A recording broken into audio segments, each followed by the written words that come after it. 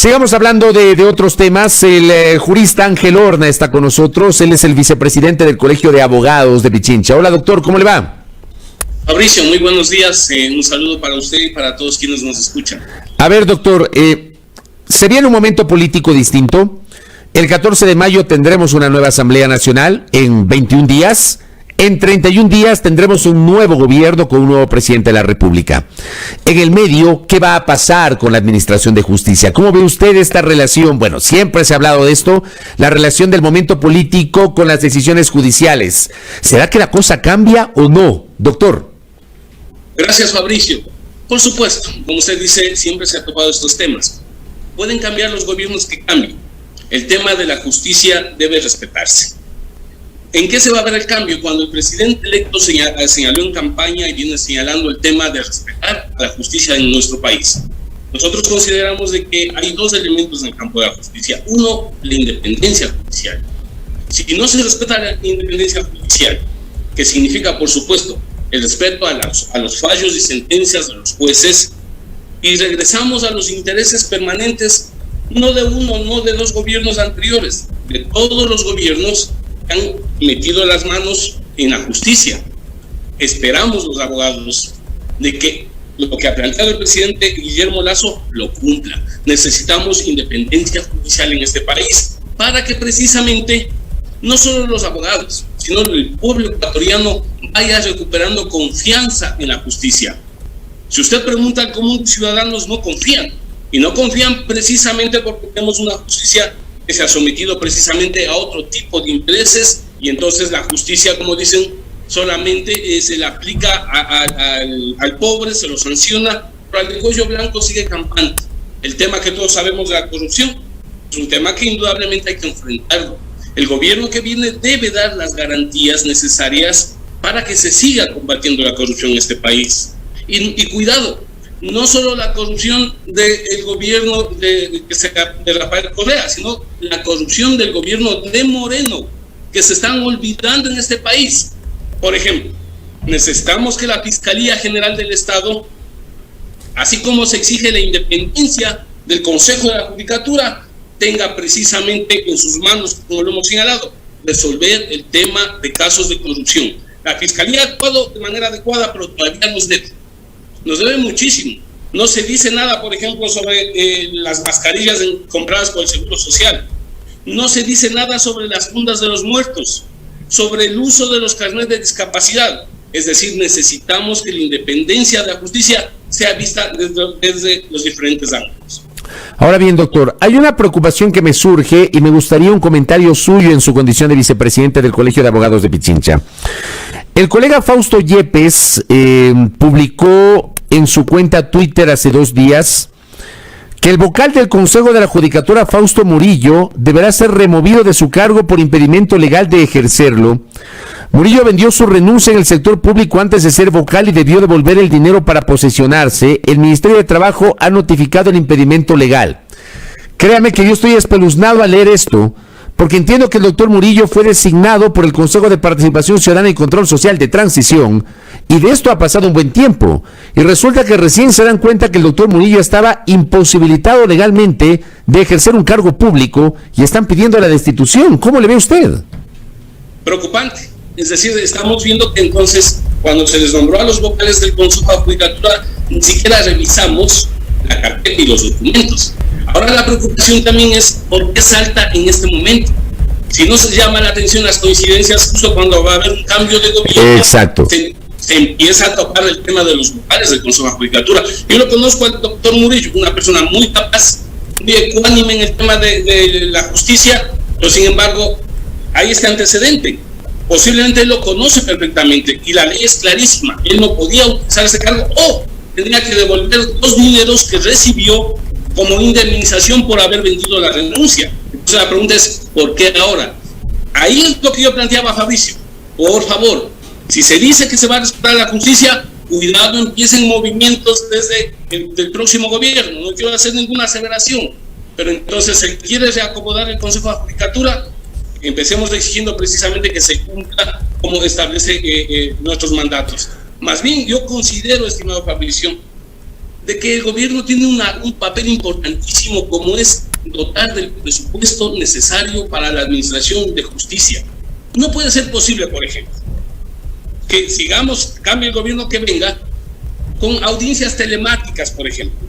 Se hace audiencias telemáticas con un sistema que se llama Politón, caducado, comprado hace años, no sirve, se caen las audiencias, pero pueda que se den una audiencia, sin embargo, los archivos, los expedientes no están digitalizados. Y entonces, si usted se traslada a las unidades judiciales, vamos a encontrar colas inmensas de los profesionales del derecho. ¿Para qué? Para sacar los documentos físicos del archivo. Es decir, tenemos un retraso con la tecnología y que no se compadece con el nivel de contagio. Entonces, los abogados exigimos un proceso inmediato de digitalización. ¿Qué ha dicho el Consejo de Judicatura? No hay recursos. ¿Quién debe dotar de los recursos? El gobierno nacional. Tenemos que empezar a resolver estos temas de carácter administrativo. El propio Consejo de Judicatura cumpla su función, que es solamente disciplinaria y administrativa. Porque no podemos, si el gobierno dice que va a respetar la independencia judicial, el Consejo de la Judicatura debe hacer lo mismo con los fallos y sentencias de los jueces.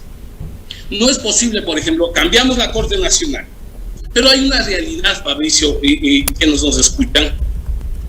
Para poder citar a una de las partes procesales, se demoran hasta un año, año y medio. No hay citadores. Sin embargo, encontramos en el Consejo de la Judicatura una burocracia alrededor de 1,000 profesionales, empleados, secretario del secretario, coordinador, asistente del coordinador. Sin embargo, no hay jueces, no hay fiscales, no hay secretarios. Entonces se debe entrar a un proceso. Si queremos cambiar la justicia, debemos entrar a un proceso de reestructuración de todo lo que tenemos nosotros, a lo que le llamamos como justicia en nuestro país. Dentro del contexto que le planteaba, otro colega, Cristian Zurita, igualmente el miércoles, publica lo siguiente, a propósito de la que parece va a ser inminente salida del vocal Fausto Murillo. Dice el colega Cristian Zurita, se van a tomar el Consejo de la Judicatura, sacarán al consejero Murillo, armarán nueva mayoría, destituirán a Iván Saquicela de la presidencia de la Corte Nacional para que otro juez acepte el recurso de revisión a favor de Rafael Correa. Así está el escenario. Esto publica Cristian Zurita. Yo realmente lo del presidente Saquicela me sorprende, porque yo no he escuchado eso y tampoco sé si hay algún argumento para destituir al presidente de la Corte Nacional de Justicia. Además, no sé si la Judicatura tiene esa atribución, doctor, pero esta alerta también se publicó hace 2 días. Igual, yo lo he escuchado, lo que usted señala, yo considero que no es así. No creo que va por ahí. Lo preocupante sí es esta parte del cambio precisamente del vocal Murillo. ¿Usted no cree que pretendan destituir o buscar algún subterfugio para sacar a Iván Saquicela de la presidencia de la Corte? Yo considero que no, porque la renovación de la Corte Nacional en estos momentos lo hizo este Consejo de la Judicatura, de un concurso que inclusive quien habla personalmente cuestionó en su momento. Pues nosotros ya tenemos una nueva Corte Nacional de Justicia, inclusive incompleta. Pero en todo caso, no creo que el mismo Consejo de la Judicatura que llevó adelante un concurso haya esta intencionalidad. Lo preocupante es porque indudablemente, si sale el doctor Murillo, le corresponde a su suplente, que es la doctora Erciceli, ¿no es cierto? Entonces, si hay un reacomodo, ¿de qué se trata? En todo caso, no creo que llegue a esos alcances. Porque, repito, la actual Corte Nacional fue nombrada por el actual Consejo de la Judicatura y jurídicamente no es posible, constitucionalmente no es posible, porque caso contrario, Fabricio, entonces regresamos a lo de siempre, pues cambia de gobierno y de manera disimulada mete la mano en la justicia.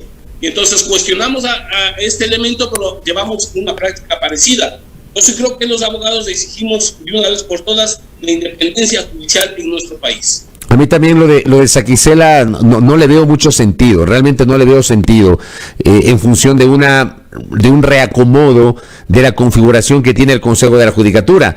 Pero voy un poco también a lo de fondo. Hablar hoy del reacomodo de la Judicatura, bien anotaba usted, cuando estamos a puertas de un cambio de gobierno, otra vez me invita a pensar que la justicia y que la parte administrativa, en este caso de la justicia representada en la Judicatura, no están tan lejos del juego de la política, doctor. Y lamentablemente eso es lo que a los ecuatorianos nos llama la atención.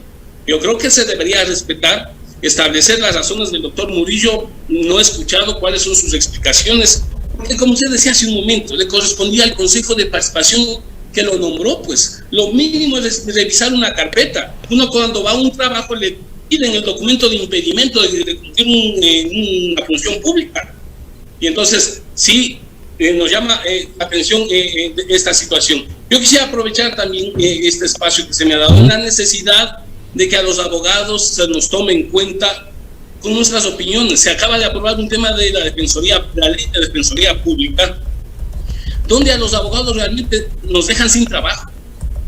La defensoría pública nació para brindar atención en materia penal para las personas que no tienen recursos. Hoy los abogados en libre ejercicio nos encontramos con una defensoría pública que inclusive ahora andan con vehículos como vender mote, ofreciendo servicios, asesoría gratuita. Los abogados me han planteado, sabiendo de esta entrevista, en la necesidad de reclamar que nosotros necesitamos que se respete el espacio de los abogados en el ejercicio profesional. Usted habla de una afectación a los abogados en libre ejercicio, porque la Defensoría Pública lo que hace es asignar un abogado a quien no tiene recursos para que pueda ejercer su derecho a la defensa. Eso sería lo lógico, eso sería lo normal. Lo que pasa es que la Defensoría Pública hoy trata todos los temas y no revisa el tema de las condiciones económicas del cliente. Es decir, si usted necesita un abogado, a la Defensoría Pública y lo ofrecen gratuitamente. Los propios defensores públicos nos han denunciado que están saturados. La Defensoría Pública es para quien lo necesita, para la víctima, para el afectado. Por ejemplo, un juicio de alimentos, no es posible que el padre que tiene que proveer de alimentos indudablemente coja un abogado gratuito de la Defensoría Pública. A eso nos referimos. La Defensoría Pública existe para defender a la víctima, para defender a quienes no tienen recursos económicos. Entonces, en este caso, el abogado en libre ejercicio está quedándose sin trabajo, no tiene posibilidades porque ha sido confrontado por todos estos por la Defensoría Pública, e indudablemente con una ley de Defensoría Pública que afecta justamente a los intereses de los profesionales del derecho. Correcto, doctor Horna, le agradezco por estos minutos. Veamos qué pasa en estos días y seguramente le volveré a solicitar una entrevista para seguir hablando de los temas jurídicos. Un abrazo, muy amable. Gracias, Fabricio, que pase bien, buenos días. Muy gentil. Ángel Horna, vicepresidente del Colegio de Abogados de Pichincha, aquí en A Primera Hora. A Primera Hora, por la señal de Majestad Radio y Majestad Televisión.